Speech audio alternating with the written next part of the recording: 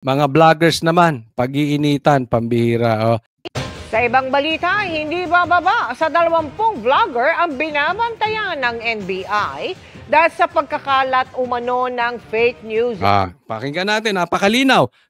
Mahigit 20 vloggers, naku, andyan kaya pangalan natin, mahigit 20 vloggers binabantayan na po ngayon dahil di umano sa pagpapakalat ng fake news. Para sa kanila, ano fake news? Ulitin ko sinabi na yan. Mahigit 20 vloggers iniimbestigahan sa pagpapakalat ng fake news. Online. Ang isa nga, may 2 ng warrant of arrest. Yung isa may 2 warrant of arrest. Nakatutok si Ivan Mayrina.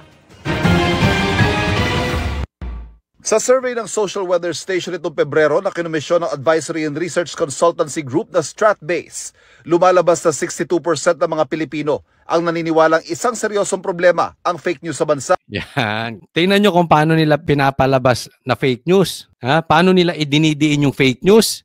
Bakit? Survey.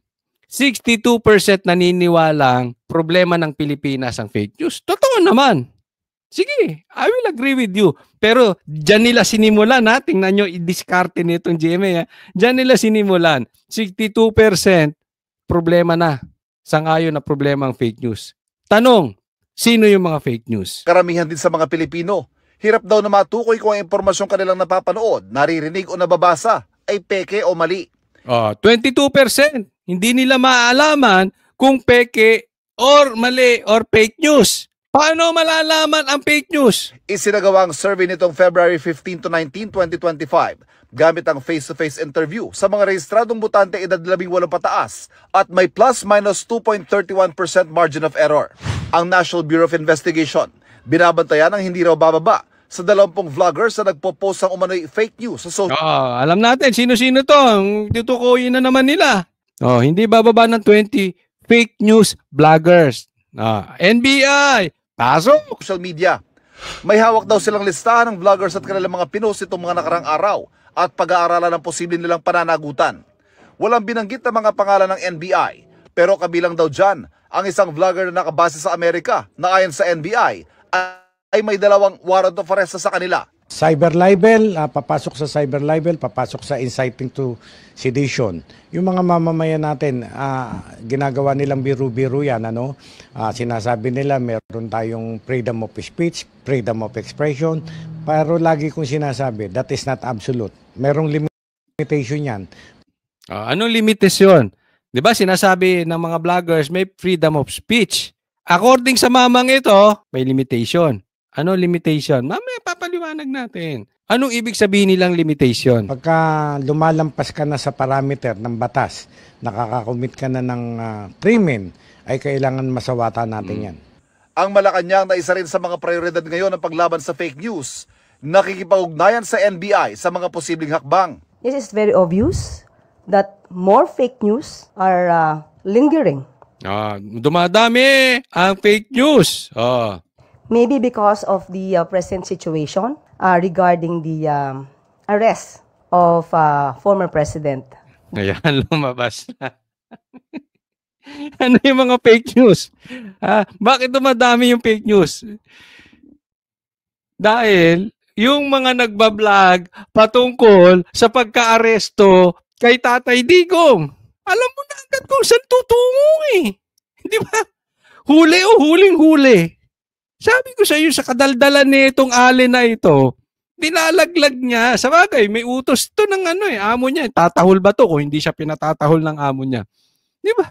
Obvious. Ano yung fake news sa kanila? Yung nagdi-declare na illegal arrest. Yung ginawa kay Tatay Digong. Bakit dumadami? Dahil sa pagdami nung pagko-cover doon sa illegal arrest kay Tatay Digong. Tinukoy niya na eh. Di ba? Ay, sino yun? Di mga DDS vloggers.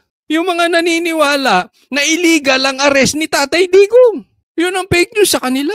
Yun ang pagdami ng mga fake news vloggers. At yun din, yung wala na sa batas. Teka muna.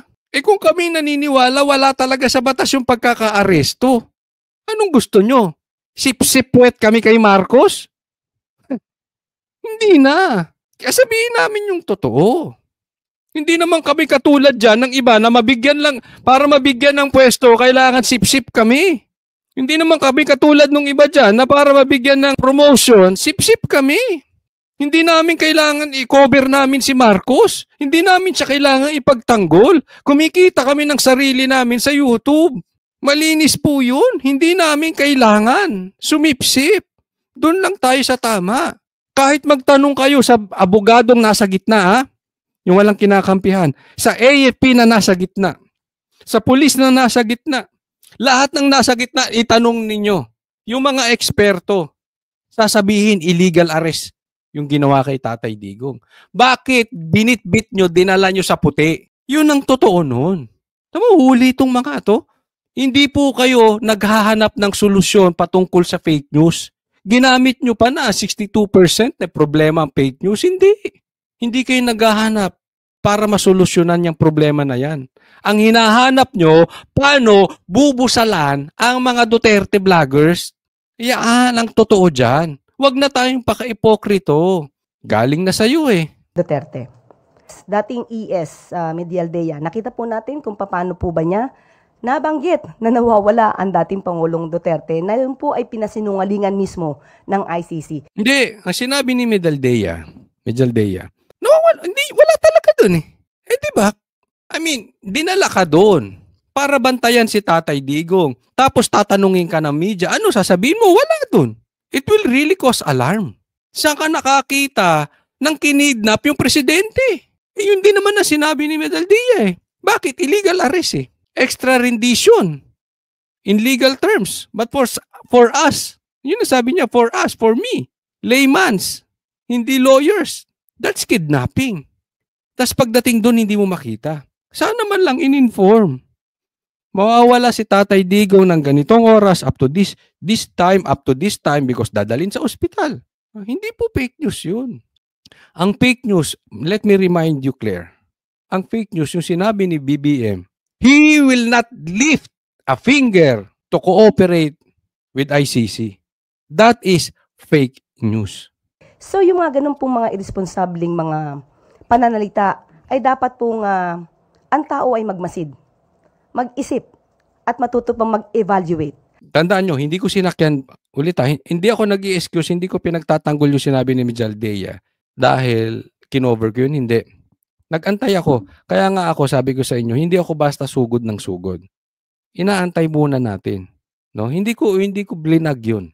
Okay? So, hindi ko pinagtatanggol dahil para ipagtanggol sa... Hindi po. I'm not guilty of it. Maingat po ako sa pagdating sa fake news.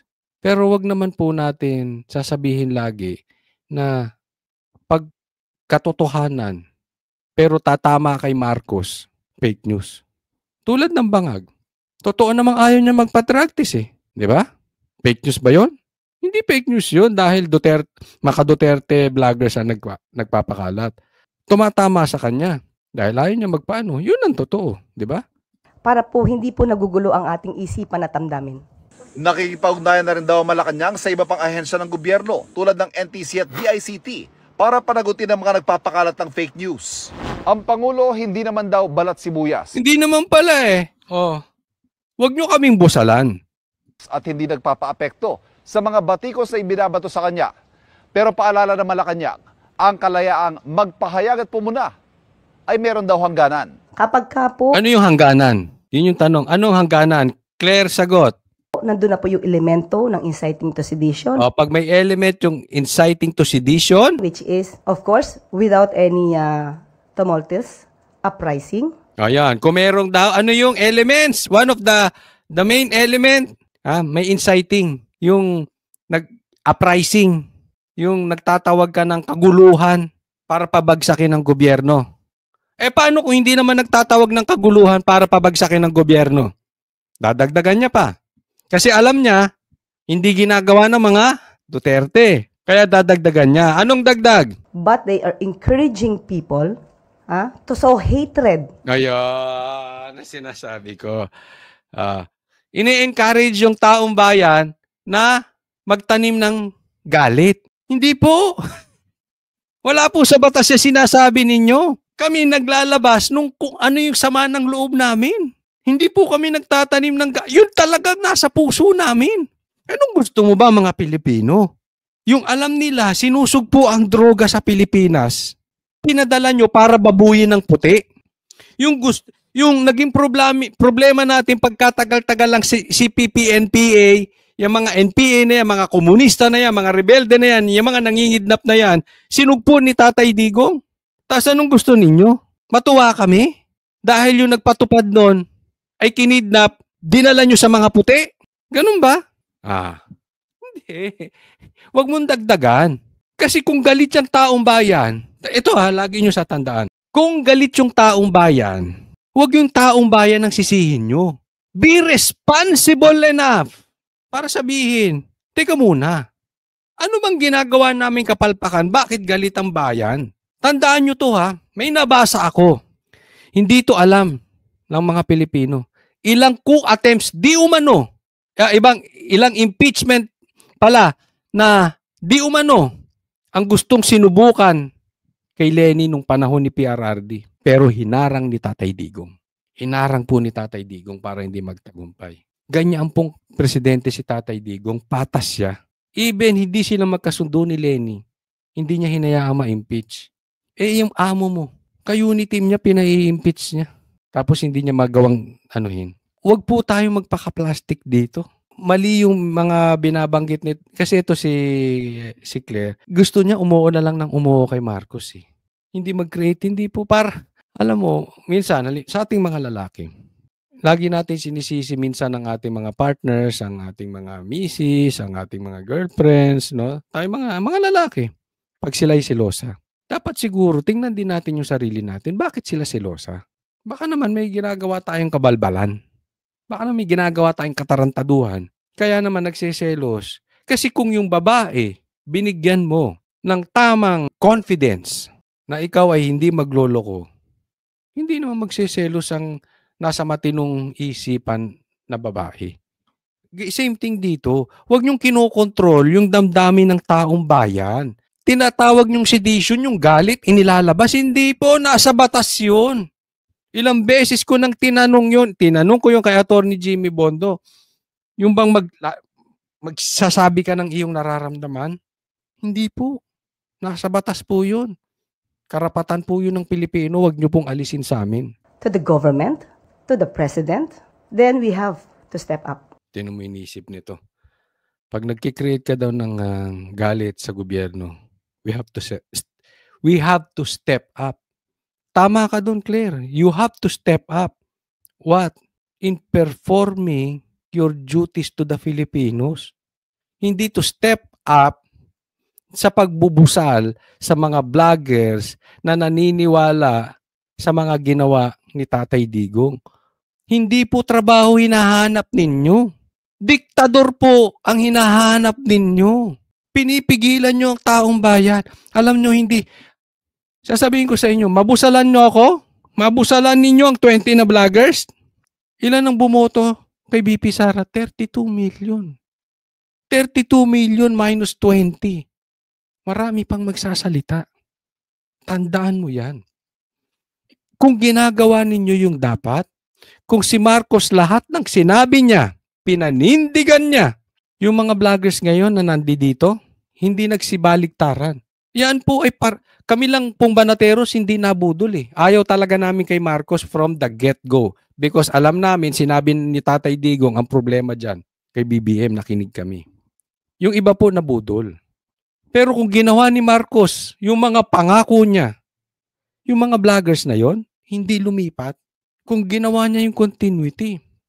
Kung sinisugpo ninyo ang mga rebelde, CPP, mga NPA, kung walang droga sa Pilipinas, and higit sa lahat kung nagpa-drug test si Marcos, wala tayong problema. Napahiya nyo pa kaming mga banateros. Baka yung mga vloggers na kakampi namin ngayon, pinagbumura kami nun. Sabi ko sa inyo, banateros, hindi adik eh. Nagpa-drug test, oh. Nagpa-drug test. Di ba sabi nyo, magpa-drug test sila sa Luneta, sabay sila ni Tatay Digong. Nagpa-drug test sila, sabay. Negative. Baka yung mga vloggers na yun, binumura pa kami. Hindi kakampi na namin ngayon. Kung yung mga ginagawa ni BBM na ayon sa gusto ng taong bayan. Yun ang problema natin eh. How? By filing cases complaints. Okay lang yan. Sige. Mag-file kayo ng cases, mag-complain kayo. Basta padaanin sa korte, ha? Hindi dampot si Torre. Tapos, dadaling kung saan, tapos hindi na dadaan sa korte. Okay lang, padaanin nyo sa korte. But as of the moment, there's no indication on the part of the President that he will do that. Yun ang nakakatakot doon. Inendingan niya, ha? Yung ending niya. Ngayon, there is no indication that he will do that. Yun. Mga vloggers, asahan nyo na. Maybe I'm included sa mga ididemanda. Bakit? Kabaligtaran yan. Remember, sinabi niya sa ICC, hindi sila makikooperate sa ICC. And yet, sila ang gumawa ng paraan. Sila pa nagbayad sa eroplano. Sila pa ang nakipag-communicate sa ICC, sa Interpol, para maglabas ng warrant. Ngayon, wala daw. Do you honestly believe that? Even sa mga bashers, kausapin kayo. Do you think we should believe BBM now? Kabaligtaran yan. Asahan na natin yung mga demanda. Okay lang. We will see you in court. Padaanin nyo lang sa korte at sa due process. Yun lang naman eh. Huwag po nating tanggalin ang due process. Dahil pag tinanggal natin clear ang due process, alam mo, martial law yun. Abogado ka. Alam mo yun.